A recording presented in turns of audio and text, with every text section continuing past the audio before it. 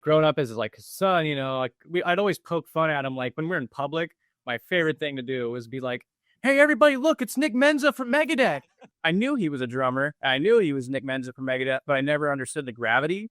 And then when he passed away and I really started watching the videos and really listening to the songs, I was like, holy crap. Like he was like superb, it was awesome. The David Ellefson Show. Featuring Grammy Award winner David Ellefson and respected metal journalist Joshua Toomey. Presented by EllisonEmporium.com. Here's David and Joshua. All right. Hey, welcome to the David Ellefson Show. Joshua Toomey here, my co-host, and all things behind the scenes. So we got a good one today. We're going to talk about the Nick Menza documentary film coming up. Nick's sister Donia, his son Nicholas, as well as Holly, the director of the film. And I didn't meet her until the film was already in motion. I was basically brought in by Nick's manager to narrate the film. But as with everything, once I'm in the door, I'm all in. You know what I mean? So next thing I'm calling people, and it's like, we gotta fly where? All right, we swipe the credit card, because all this stuff, just like a band, it's all organic, it's all grassroots, So yeah, as we're a few episodes into this, it's funny. I mentioned to you, I said, "Hey, let's do a podcast." I was like, "You don't have to do anything; just show up every once in a while, and I'll do everything else." And then every day now I get like 6 text messages, 2 emails, and a phone call, and I'm like, "All right, but it's been awesome, man. It's been fun having a partner in crime for being solo for so long." Yeah. Likewise, man. It's great having you here because it's funny. We're obviously both bass players or musicians. We've been in the entertainment industry, pretty much most of our lives, and yet we've got a different perspective. So I'm interested with this one. You'll probably have some questions for the Menza family or maybe Holly. About some things that I wouldn't see because obviously, look, I didn't grow up with Nick, but when we met, we were in our early 20s when he first started as the drum tech, and really was an understudy. That's why he was brought in on the So Far So Good So What, so we're kind of an understudy. And we've now learned, right, from Trans-Siberian Orchestra, right, which is so huge. Years back, they started having substitutes at home waiting in case something happened. The show must go on. And then you start thinking about it, it's like, why didn't we all do that? Like, why wasn't there always like an Ace Frehley with the second set of makeup and boots waiting in the winnings, to come out and play? And, some groups, were personality driven. You don't just replace somebody, but when look, it's expensive and the show cancels or something happens, life goes on. And so Nick really came in, not to be a tech, even though he teched, he drove the truck, he did all this stuff, but he could tell he was always getting a little frustrated. Like, all right, when is my hour coming? And then it finally did, and it's interesting because when we called, when I suggested today that we called, Dimebag Darrell, then Diamond Darrell, to see about playing guitar in Megadeth, he said, well, with me comes my brother, Beanie. And at that time, Chuck Bieler was in Megadeth, but it wasn't maybe a month or two later, a couple months later, we made the transition, from Nick over to Nick Menza. And obviously, I think we all know it ended the way it was supposed to. We got a great Pantera out of that who blew up. We had a great rebirth of Megadeth that blew up out of Nick coming in. His first song was we recorded No More Mr. Nice Guy with Desmond Child over at the record plants. And so that was rough because we were still on drugs, not Nick. Nick did something like drugs. Nick was the guy to help kind of steer the ship, him and our manager Ron, and then Penelope Spheres, of course, directed the video. I'm surprised we didn't break up over that. I mean, that was rough, man, going through that, because there was still the drug elements, and but just getting through that, and Nick was a big part of, again, really kind of steering the ship. And then, we wrote the rest of the Rust in Peace record during that time. Chris Poland came in and played on our demos in December 1989. We just kind of threw our hands up, like, well, I guess we'll do this one 3-piece the same way we did So Far So Good So What, and I guess we'll just hire some guy to go on tour. And that night we went downstairs from the EMI SBK record studio where Chris was upstairs cutting solos, and me and Dave went downstairs to Ron Lafitte's office. It was in the same building, and laying on Ron's desk was Cacophony and Marty Friedman, Dragon's Kiss. And, me and Dave were like, who is this guy? And Ron's like, I kept telling you, this guy wants an audition. We're like, Marty Friedman from that band Hawaii? And me and Dave just looked at each other with, fuck it, why not? It's like we've already auditioned 10 other guys that didn't work out. Why not? And sure enough, he happened to be the one, So it's interesting how that year all came together. And it's crazy that lineup of, you and Mustaine and Menza and Friedman, like that lineup for most Megadeth fans is like the core, the lineup of the band, you've got the early days, obviously, with Gar and Chris Poland and all that, and Jeff Young and, Chuck Beeler, like all those dudes are awesome and those records are great. But man, that Rust in Peace, Countdown, Euthanasia, even Cryptic Writings, like all that whole era of the band is just like, that's when it like just gelled and became what Megadeth. We looked like a band, we played like a band, we thought like a band, we tried to behave like a band, and then, it wasn't anybody's solo project. It was no longer just kind of me and Dave and two other guys. It was, because it was kind of going that way. And then what's that? The flies, look at those pictures, the four of us in our leather jackets, we look like a fucking band. We look like a gang. Yeah. I look like Thin Lizzy or UFO, like, the iconic bands you look at, you go, fuck, I wish I could be in a band like that. It looks so rad, and then that finally happened for us. And, plus a lot of soundtracks, a lot of one-offs, with Angry Again, 99 Ways to Die, Go to Hell, a lot of these other things. It was just such a productive time. And, thrash metal, we got to experience thrash metal crust to its peak. And then after, Seattle came in and changed the landscape, we managed to kind of keep reinventing and retooling and tapping deeper creativity. And fortunately, we had it within all of us. Before we were four individuals who made up a really great group. And that doesn't, as that does not come along often, where everybody's kind of a leader in their own right, but they can sort of all march together in the same direction. Yeah, everybody knows their role, and I think even in a lot of bands, what makes a band appeal to the masses is if a lot of people's favorite member of Megadeth probably is Nick Menza and Marty or you, or it's not always a hierarchy of singer, guitar player, bass player, drummer. It's like, oh, I love this band because of this, and I love this band because of that. And if you have four personalities that people can attach themselves to, I think people really enjoy that side of being a fan of a band.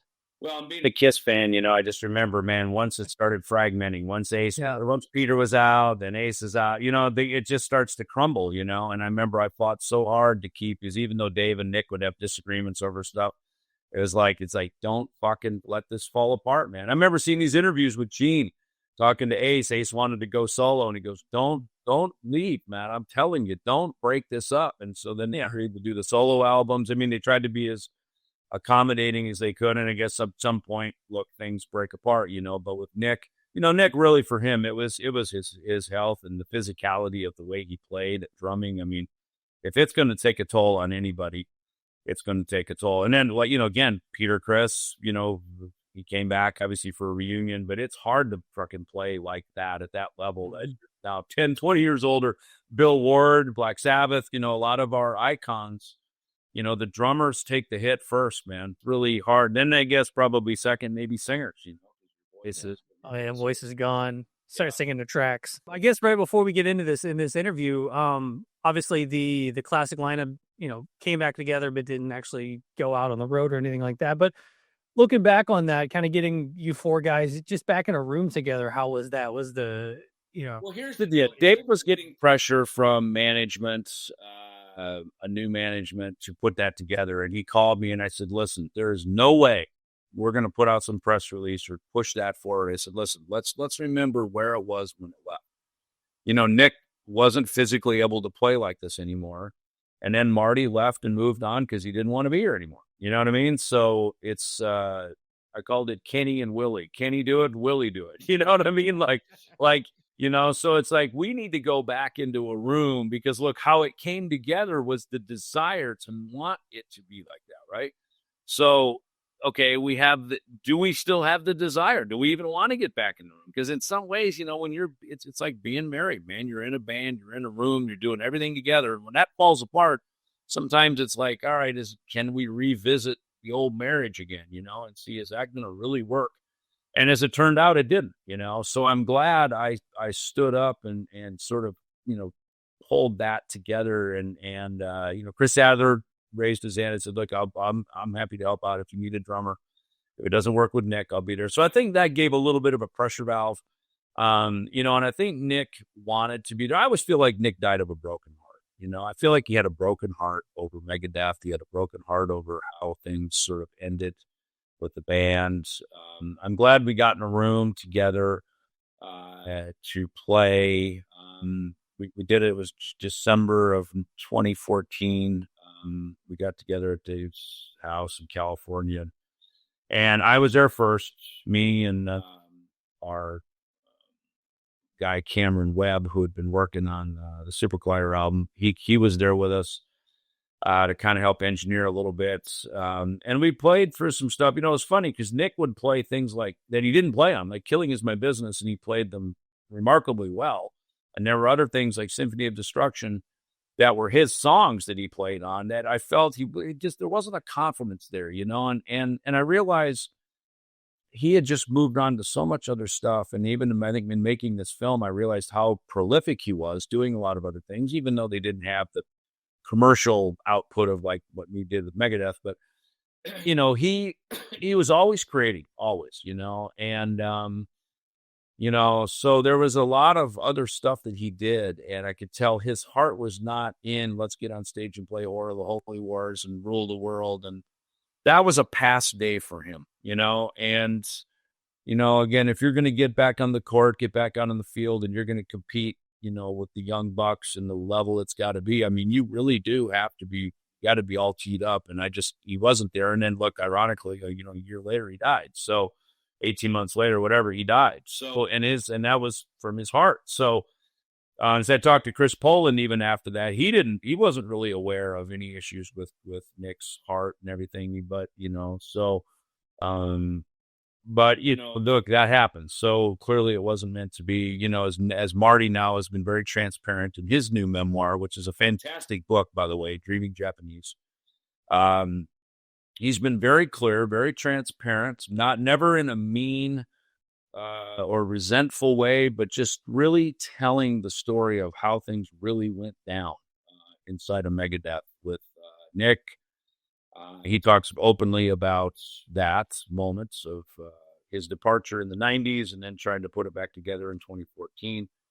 And Marty talks very clearly about where his head was at with the whole thing. And so there's a lot more, you know, to doing it than just saying, hey, let's go get back in the room and relive the glory. Sometimes, you know, I think maybe playing with Nick for an afternoon, we all got to have that moment, and then that was it. And it was time to move on, you know. And then after that, out of that, you know, we went to Nashville and made Dystopia, which was, I would say, one of the better Megadeth records in I agree on that. Since the Rust in Peace lineup, and obviously won a Grammy. And, you know, so it's funny how luck went and how things went after that reunion discussion. And clearly it wasn't in the cards. It wasn't meant to be. So, and in some ways, you know, look, we did the Rust in Peace 20th anniversary with Broderick and Drover from the Palladium. It's phenomenal, I think. Fantastic. You know, I went back to the group then that month for that tour. And it's like, you know, in my mind, and what I said to everybody, so look, if coming together, if we can't, as the original Rust in Peace lineup, be as good or better than what we did with Drover and Broderick, we're fucking crazy to try to go back and do. Why would you do that? You know what I mean? So at that point, just put it away and let the legacy live in infamy, which is ultimately where it landed. And that's why I think this movie about Nick, for Nick, of Nick, that we're going to talk about here, I think it's a great way to honor his legacy. It helps us relive the glory days. It also helps us to learn about Nick's life after Megadeth, that as a father, as a brother, as a son, there's a lot more to Nick than just being the Megadeth guy, you know? And yet for 10 years, man, did he pack a lot into a legacy of, being our drummer, you know? Absolutely. Well, I think with that, I think that's the perfect time to dive into our conversation. So here we go. Let's do it. Welcome, everybody, to the David Allison Show. One of our early episodes, and super excited today to be talking to family members of Nick Menza, Donia and Nicholas. Nicholas, Nick's son, Donia, Nick's sister, and Holly Grayson, who is the director of the new film coming out, the documentary film about Nick Menza's wife. So, and my cohort and partner in crime over there, Joshua Toomey. Thanks, Josh, for getting in everything rolling every week as you do. Yeah, this episode is going to be awesome. I love Nick. Love Nick's playing. Love his attitude, style, all that good stuff. So I'm ready to dive in when you are.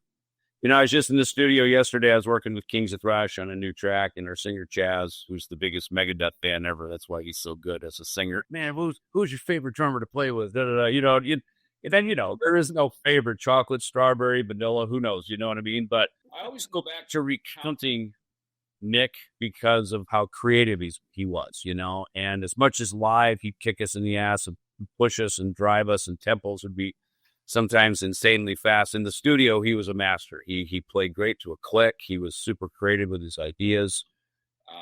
He was athletic. He worked well, especially with Max Norman, who produced most of our stuff through the early 90s, mid 90s. So, I think, the place to start is the book, right? Mega Life, written by J. Marshall Craig. It's the autobiography of Nick Menza. And I think I was actually the first person interviewed for it. I think the book was underway, but then they started reaching out saying, hey, can we get some people involved? And I always try to say yes to these things. I'm always honored to be part of someone's life story. So from here, a movie started happening. So I think, Holly, over to you first. How did you get involved with this movie? Because this has been a few years in the making, and you were there before me. Obviously, you're really the one quarterbacking it. So give us the background. How you got this whole thing going? Yeah, it's a little bit of a crazy story. People always wonder, how in the world did a filmmaker from West Virginia get involved in this type of a movie? It's kind of crazy. I actually had done a bunch of music videos for the band Byzantine. They're really good friends of mine. OJ, their singer's been a friend of mine for over 20 years now. And they ended up getting the drum tracks for Tornado of Souls from Robert Bolger, which is Nick's manager. And they wanted to do use his drum tracks and, re-record the rest of the parts, the guitars and the vocals and everything, and make a new song. So they did that. And of course, I was brought in to do the music video. And I guess I did a pretty good job, because after that, Robert contacted me. He's like, hey, don't you think we should do a movie? I'm like, yeah, let's do it. I've done features and documentaries and other things before other than music videos. So let's do it. That's it's interesting that you did that, because once I got involved, and at this point, you had already kind of framed up the movie. I think you'd already done some interviews with Chris Adler. There's a couple of people that were already involved. Robert Bolger hit me and asked me if I would narrate the film, which, for me is always the open door to sure, whatever you need. And then, what I'm in, I'm all in, and which is how I like to be. And especially something so personal as Nick, who, it's funny, as I went into the studio, I was thinking, I go, we should use some of Nick's tracks to write some songs to. So it's so funny that you had already been doing that. I did not know that actually until right now. And because you and I kind of met more about like, hey, Holly's the director. We did some interviews in California that ironically Jeff Young helped set up. He got us the studio there, and so of course he's participated. Where's Chris Adler, of course. Mm-hmm. Nick with his kit. That kit would make or break our budgets as we toured the world. That thing would cost $20,000 to send around the world, and a couple of times we traveled. Here's always a conversation our manager on the feet.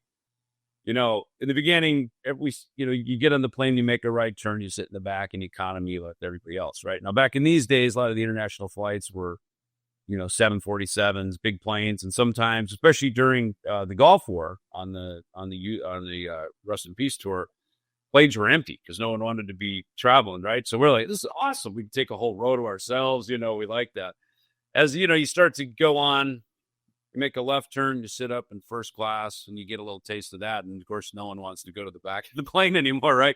And so that was always in discussion. Guys, if you turn right, you come home with a Christmas bonus. If you turn left, you come home and you make no money, Of course, we turned left most of the time because, that's just human nature, creature comforts. The other creature comfort was that drum kit of Nick's, man. It's, we saw Tommy Aldrich had that with Whitesnake and on the videos on the MTV Awards and stuff. And we got introduced to Greg Volker, I think was his name, right? Donia? Yeah.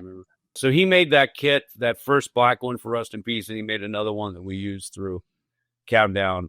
And it was part of the stage. I mean, it was just, we weren't a band that had risers and flames and all this kind of stuff. So that centerpiece of Nick's kit, it kind of anchored your eyeball to the focal point of the stage, and of course it was the throne. It was the altar of all things Nick. Donia, look, obviously you're Nick's sister, right? So you've got some great stuff in the film, some funny stuff. I've been to your house a gazillion times with your mom, dad, you over the years.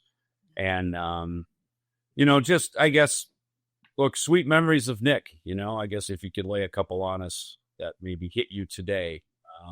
Funny could be that rascal Nick. He always got under my skin about it. Nick had a way of getting under people's skin in a very funny and sometimes challenging way. So maybe some of those. Yeah, well, he was always playing pranks on whoever he could get a hold of, and it was usually me being the younger sister. So I was always, competitive with sports as a kid. So I remember playing tag football or flag football with him in the backyard, and he would run the pass for me, and I'd go, chasing after the ball in the bushes, and there was this big rubber lizard that just scared the crap out of me, and I went screaming in the house all the way, and my mom and dad, with Nick with the finger, "You're gonna get it, you're in trouble now." So he was always picking on me, always trying to definitely get under my skin. And we had sibling rivalry, as like any siblings do, and we hated each other at times. But as we got older, he was always coming in my room, especially like in his late teens, early 20s, and I'm 4 years younger than him.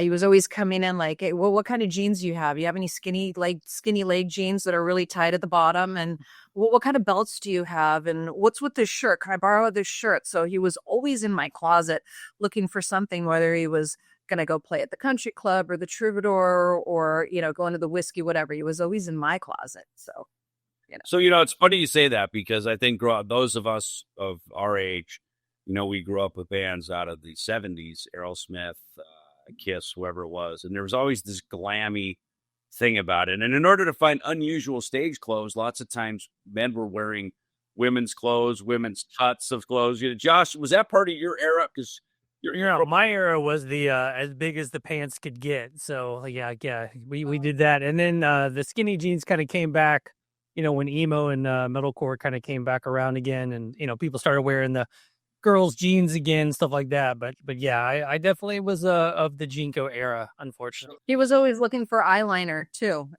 You got a black eyeliner? Do you have eyeliner that's not going to run and be under my eye at the end of the night? So then we got into liquid eyeliner.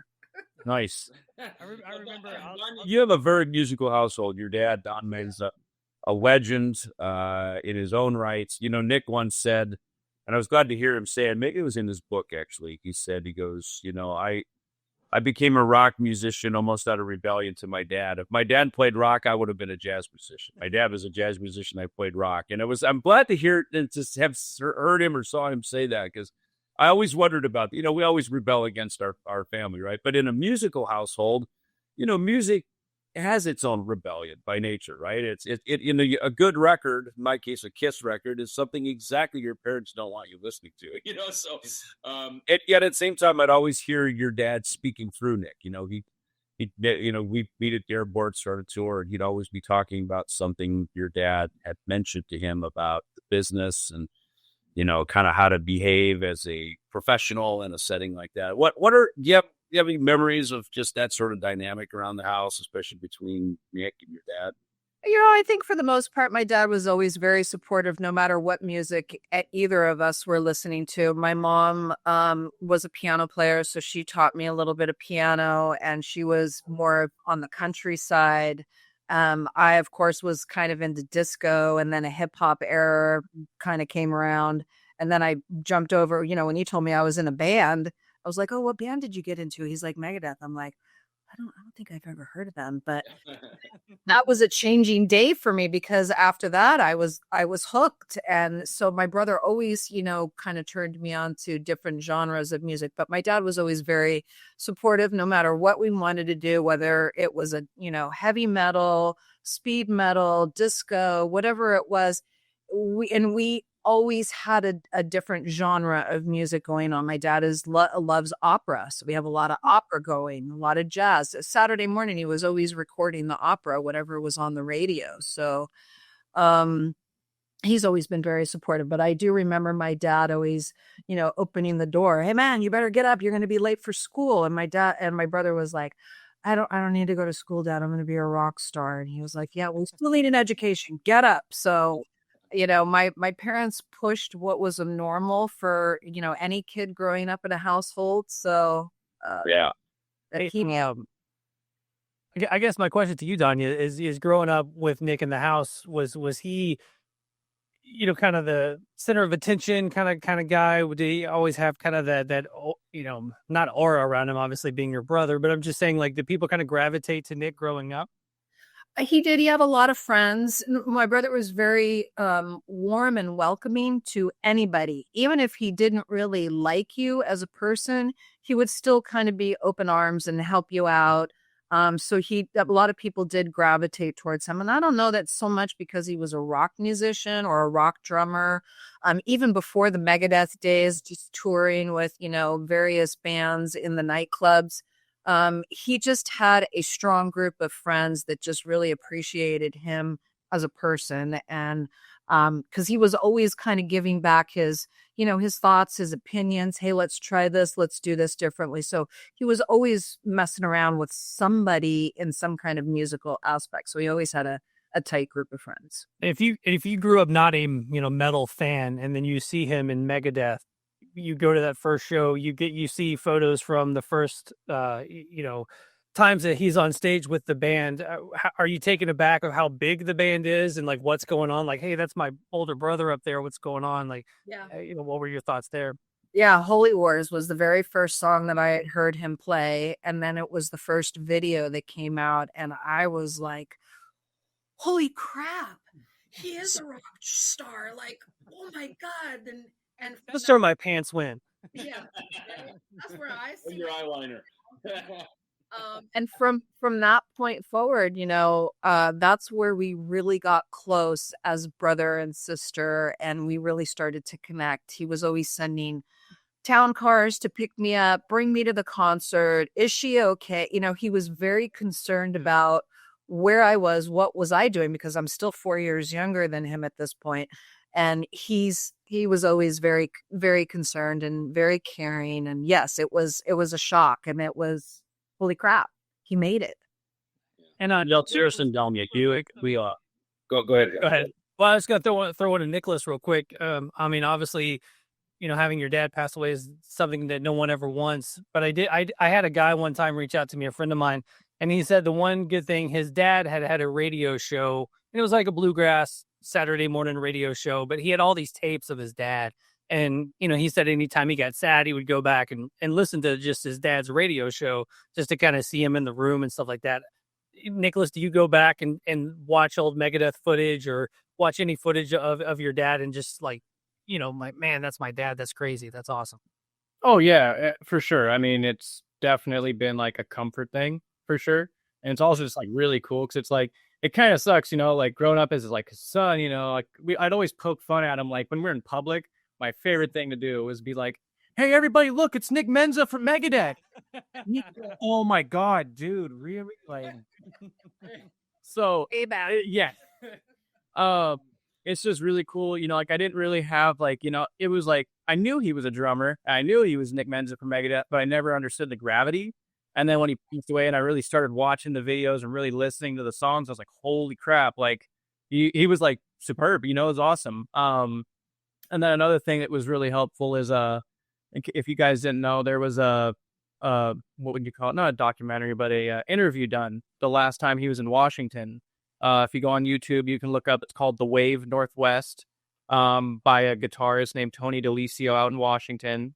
And it was just a whole interview with Dad. It was the last interview he did, technically, I guess you could say. And I've gone back and I've watched that. It's like an hour long, and he puts little fun things in the interview and stuff. So it's definitely nice to go back and listen to that stuff. So yeah, having the footage available does really help. And I just started drumming too, so like it's cool to like I go there and I watch. I'm like, wow, I've got a lot to learn. So yeah, it's definitely helpful.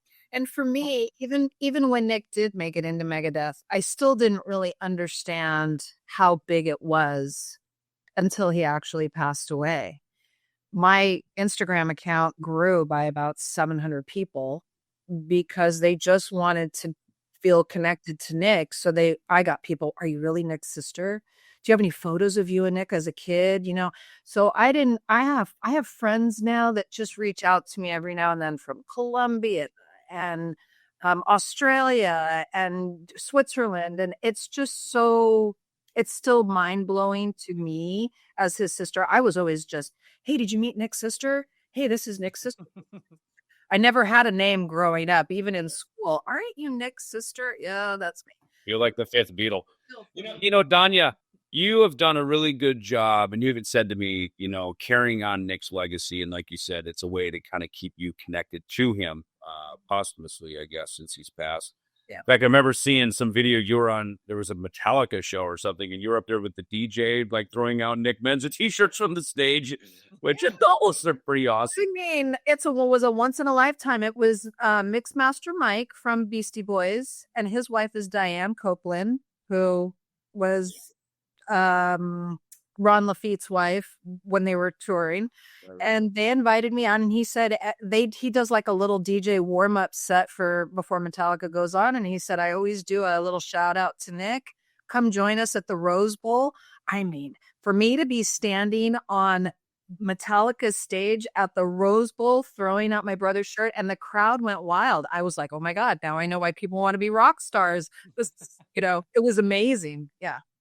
Once in a lifetime. So, Nicholas, you and I, we didn't really know each other until your dad passed. And then I remember very clearly having a phone call. I remember exactly where I was on Shea Boulevard right here in Scottsdale when we were talking. And I mean, you were kind of giving me the backstory. You mentioned your dad went up there, probably that last interview that he did. And you had said that your dad was very at peace when he passed. I mean, he was at peace with the world, right? He was, you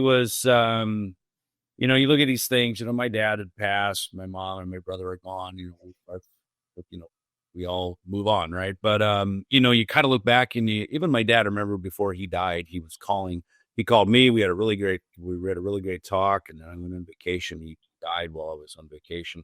And as I went back to the funeral, so many of his friends said, it's so weird. Your dad just called me out of nowhere. We had this great 2-hour talk, and, it's sort of this cosmic, spiritual way of kind of saying goodbye, in a weird way, and when you told me that, it reminded me a little bit of that as well. Can you talk just a little bit about that experience that you had with your dad?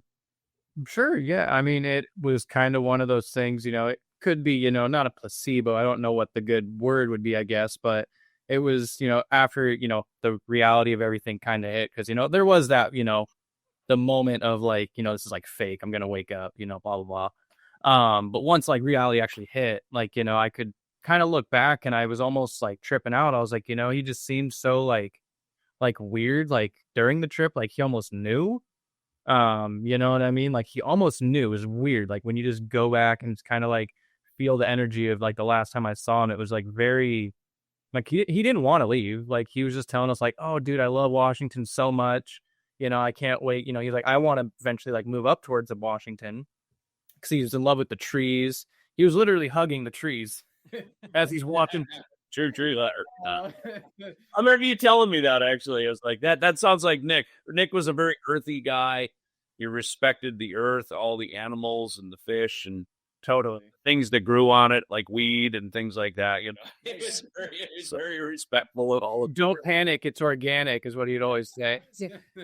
Looking back on all of it, he did a lot of things leading up to his passing that all of us looking back on it now, like, God, did he know?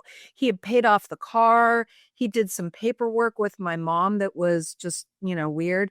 And then his last day on May 16th, he called me up. He was like, "Hey, what are you doing today?" And I said, "Oh, my youngest daughter had a performance at her elementary school."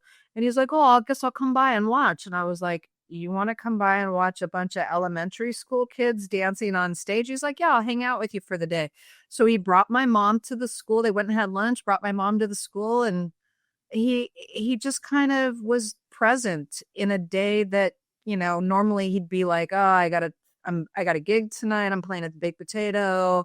I got things to do. I'll see you guys later." And he really wanted me to come down to the Baked Potato that night. And I couldn't. I just had other things going on with the kids and I was exhausted. So it was weird looking back on all of it. It feels like he knew. I even asked him, I said, "Why are you going to see the boys? They're going to be here in June for summer vacation." He goes, "Yeah." He goes, "But I got to help Nicholas with a project at school. And I was going to go up and spend some time with them." And I'm like, "All right, cool. Have fun." It was no big deal. But looking back, that night that he passed, I talked to Chris Poland, probably, well, it was, if he passed in May, I guess it was the next NAMM show. Maybe it was January 2017 or something, I guess. And, I went to his studio downtown LA and he just kind of gave me the play-by-play. And he goes, "Man, Nick was in such a good mood. He was super energetic, really pumped.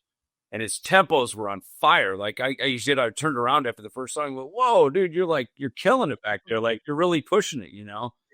And then, he told, the detail of, when he had introduced, I guess it was the third song, and he kind of heard this fuddling around back there, and the song didn't start. And he turned around. He's like, "Nick, stop!" It's like, "Stop fucking around," like come on. He counted off, and then he realized in that moment, he had fallen over. And isn't it interesting that I know they tried to revive him, but it wasn't meant to be. Like that was his moment. When he went, and that was it. And there was no coming back.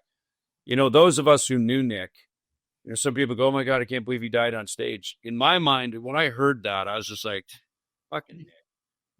Of course he would. Yeah, you know what I mean? And that's not to make light of him passing.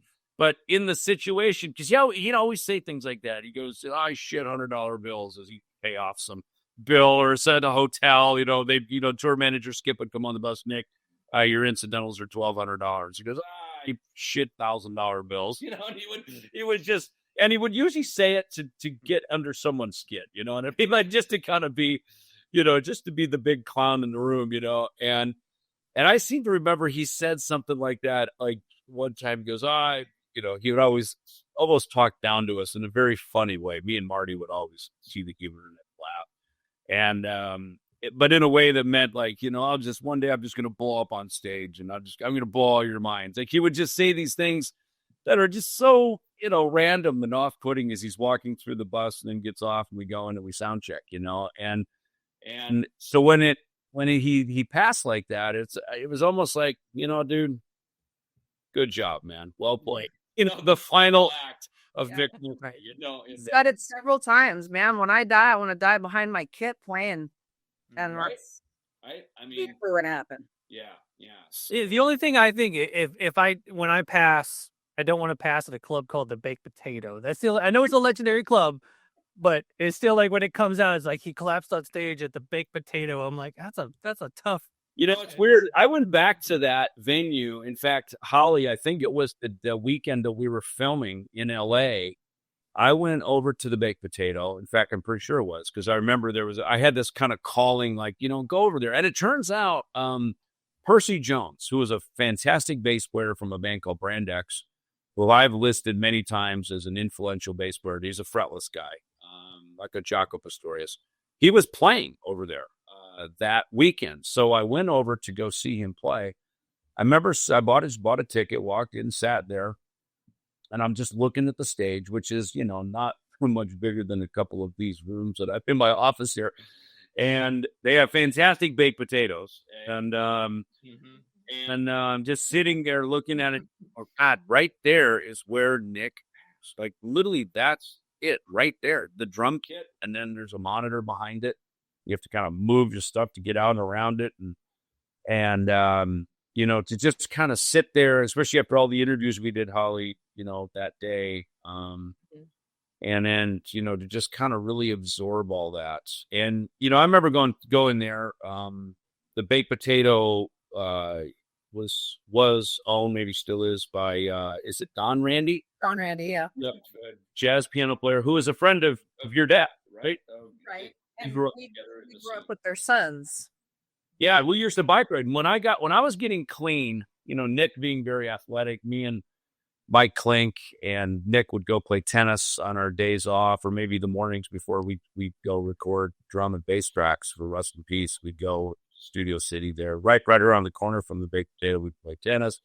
Nick got me into mountain biking, and we'd go with Dave Randy, Don's son. So we'd all go out and go mountain bike riding. And as I say, Nick, he really helped me turn a lot of corners into a healthy lifestyle. When I was getting clean, and I'd go over to his apartment many times. And it was an open door policy. It was just like me growing up on the farm in Minnesota. We left our doors unlocked. People would just walk in the house, shout our names, and we'd sit down and they'd have coffee. That's what they do in Minnesota on the farm, right? But Nick is like, hey, you want a beer? You want a bog? Hey, make yourself at home. The Simpsons are on. He'd talk smack. Nick would be painting, whatever. It was always just, he'd be feeding the fish. He'd be getting his orange roughy from Gelson's and making fish, but it was always this open door policy. People would just come and go all day and all night long at Nick's house. And so it was, and then at night he was that guy that we're watching there. Holly, over to you for a minute. So, you're the one who, through your camera lens and your vision of this has put the story together for us to, to sort of immortalize Nick, also the Menza family, really, as much as it's a Menza family story. And, so starting with that very beginning thing into the interviews, like just talk about making the film, some of the challenges, maybe some of the highlights that's just through the process. Yeah, it's been kind of a long journey. It's been several years now in the making. We've had several challenges, of course. I think the easiest part was doing the interviews. It was interesting collecting just stories. It was really important for me to not only explore who he was as a drummer, but, as a person, as a family guy, as just a person in general. So that was pretty much the easiest part. After we finished, traveling the country and collecting all of the interviews, then, of course, you got to find your storyline to connect everything together. And that was a little bit of a challenge, but I think that all worked out, hooked it all together with some narration from you, David. And then came the very long and arduous process of doing animation. And that took me forever. We had a few setbacks there. I had somebody who was supposed to be doing the animation for me while I was editing at the same time, but that kind of fell through. So I was like, okay, pull up the bootstraps. I'm doing it myself. So that's one of the reasons why it took just a little bit longer, but here we are. And I had a really good friend of mine named Jane Saunders who did an original score for the film. So that was really fun working with her. And here we are. Yeah, quite the process indeed. Now, Bayview Entertainment are putting out the film, and it's funny meeting them now, Peter and Josh. Peter's a total freaking metalhead, man. I mean, oh yeah, he's been after me for years. Like, when's it going to be done? When's it going to be done? He was the guy at the Megadeth show, probably standing next to Donia that whole time. I mean, it's total metalhead. I was really happy that when you connected those dots, because he clearly gets this. So we've got our first premiere coming up. Even though the podcast will live forever, but our first premiere at the time of us having our discussion here coming up April 10th in Los Angeles. I think we all agreed LA is the best place. It's Nick's home. It's where the Menza family is. Don and Rose, Nick's mom and dad, of course, we want them to see. I mean, it kind of, for me, it's almost like I just want this thing to come out so they can see it, even if it's just a screening, just so they can finally see this. Donia, I know at times you've talked over the years, at some points, the Megadeth sort of constant, that always coming up around Nick, at some point, this was your brother, this was your mom and dad's son, and he, to the world, he was the Megadeth guy, but, in your house, he was a family member, So, what are you excited about with this film coming out? Not only just maybe the premiere, but also then after that, maybe some more premieres to happen after that as well. What are your feelings about the film coming? Yeah, I'm excited for everybody to see really who Nick was before and after Megadeth. He strived and worked really hard to be where he was, and I think at the end of the day, he just wanted to play music. He didn't really care, what it was. I think somebody had asked him one time, why are you so excited to be in Megadeth? And he was like, because it's like the heaviest thrash drumming I can think of at the moment, and he just wanted to play as hard, loud, and as fast as he could. So for me and my family, we're just excited for everybody to really see who Nick was as a person, growing up with him. And, he was just a normal guy. He didn't really treat the fans any differently. If somebody wanted a photo or an autograph or hang out, ask him questions, he was all about it. He was very shy in the beginning. He hated photo shoots. He was like, oh my God, I got to. You'd never know it by that scene right there. He's this young chick with his sunglasses on, like manling the tunnel moves. Yeah.